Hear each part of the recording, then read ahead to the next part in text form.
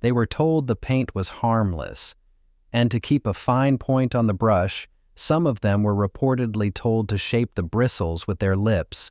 Lip, dip, paint, hundreds of times a day. The paint glowed in the dark because it carried radium, and the young women who used it started to notice something strange. When they went home at night, their clothes glowed, their hair glowed, and later some of them would swear that under the right conditions, so did their bones. By the end of this, you'll understand why that glow wasn't a party trick, why the illness that followed was so hard to prove, and how a group of dying factory workers ended up changing the way America treats poison in the workplace. But I want to be careful here because a lot of what gets repeated about the Radium girls is a mix of solid record and retold legend. So I'm going to separate what the documents actually support from what the record simply doesn't settle. And the gap between those two things is bigger than you'd expect. Here's the version most people carry around. After World War I, luminous watch and instrument dials were big business. Young women, often teenagers, were hired to paint the numbers by hand with radium-based paint. They were told it was safe. They pointed the brushes with their mouths, and they started dying of jaw disease and bone cancer and anemia, while the companies denied everything. Then a handful of them sued, won, and their case became a landmark for workers' rights. That's the story you'll find in most short retellings. It's not wrong exactly, but it's smoothed over. So let's go to the record. The core physical fact is not in dispute. Radium is radioactive, and when it's taken into the body treats it a bit like calcium and stores it in bone. Once it's in the bone, it keeps emitting radiation from the inside for years because radium has a very long half-life. That's the mechanism behind everything that follows. The women weren't sickened by a mysterious curse. They were carrying a radioactive metal inside their skeletons, and it didn't stop just because they'd quit the job. The illness that got the most attention started in the mouth. Dentists began seeing women with jaw pain, loose teeth, and bone that wouldn't heal, sometimes crumbling. It became known as radium jaw, or in the medical literature, radium necrosis. Now, why the jaw first? The leading explanation ties back to that pointing habit, brushing the bristles against the lips and tongue, which put radium right at the front of the mouth. But that raises the obvious question. If dentists were seeing something this unusual, why did it take so long for anyone to connect it to the paint? Part of the answer is that the connection genuinely was hard to make. The symptoms looked like other diseases. The women had often left the job years earlier, and there was real money and reputation riding on the answer. The companies that made luminous dials sold radium as a health product, not a hazard. Radium was marketed in that era in tonics and creams as something invigorating. So the idea that this glamorous, expensive element was quietly killing your workforce ran straight against the business you were in. And that tension is where the story stops being a workplace accident and starts being something colder. There were at least two major clusters, and it matters that they were separate. One centered on a company in New Jersey, the United States Radium Corporation. Another involved a company called Radium Dial. Different states, different owners, different court fights, but a chillingly similar pattern. Women got sick, doctors were unsure, and the companies, according to the accounts that came later, were slow to accept responsibility. What makes this more than a sad coincidence is what investigators eventually said about the science, because there are reports that studies of the workplace existed well before the public fight, and that what those studies found wasn't what got passed along. I want to be honest about the limits here, because this is exactly where the popular retellings get shaky. You'll hear confident claims about specific researchers who studied a specific plant in the mid-1920s and concluded the paint was dangerous, and about a company circulating a softened version of those findings. I've seen that repeated a lot. But I can't stand behind the precise names, the precise dates, or the precise wording as settled fact, because the sourcing I can actually verify doesn't nail them down cleanly. Some accounts describe an early study that pointed at the paint. Whether its conclusions were then misrepresented is something the record, as I can check it, does not firmly settle. What is much better documented is the human weight of it. There's medical and legal literature describing women whose bones were so weakened that fractures happened from ordinary movement. There are accounts of jaws that had to be partly removed.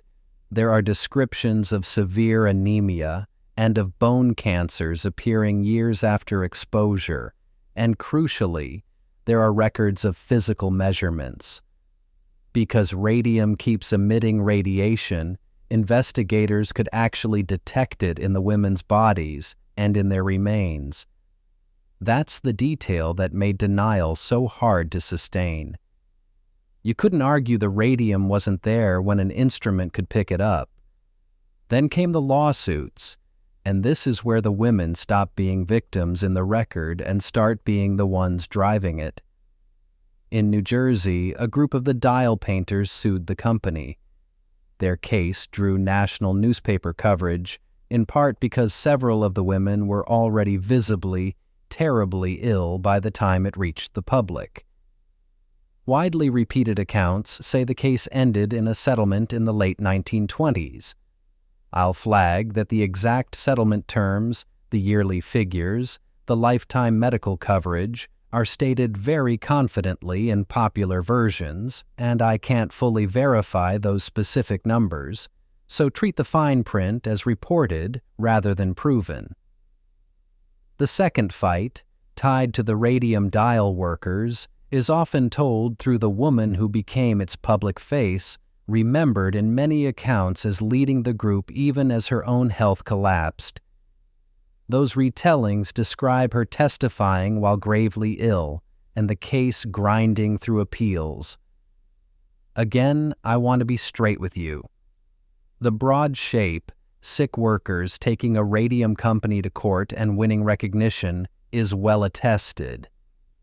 But the exact court outcomes, which appeals succeeded, and whether the highest court declined to step in, are details I've seen asserted more firmly than I can personally confirm. So hold those loosely.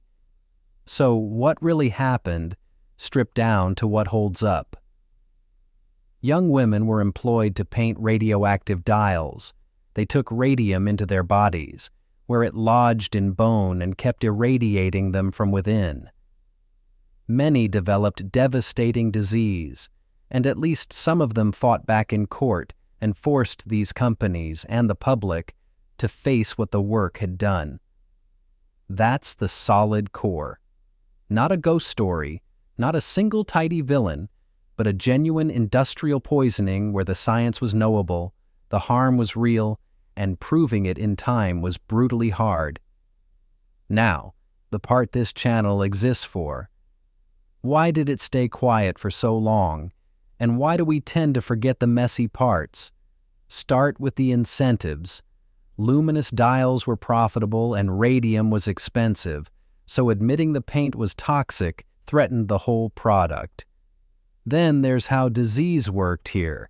Symptoms could show up years after a woman left the job, which let anyone who wanted to argue that the workplace wasn't to blame.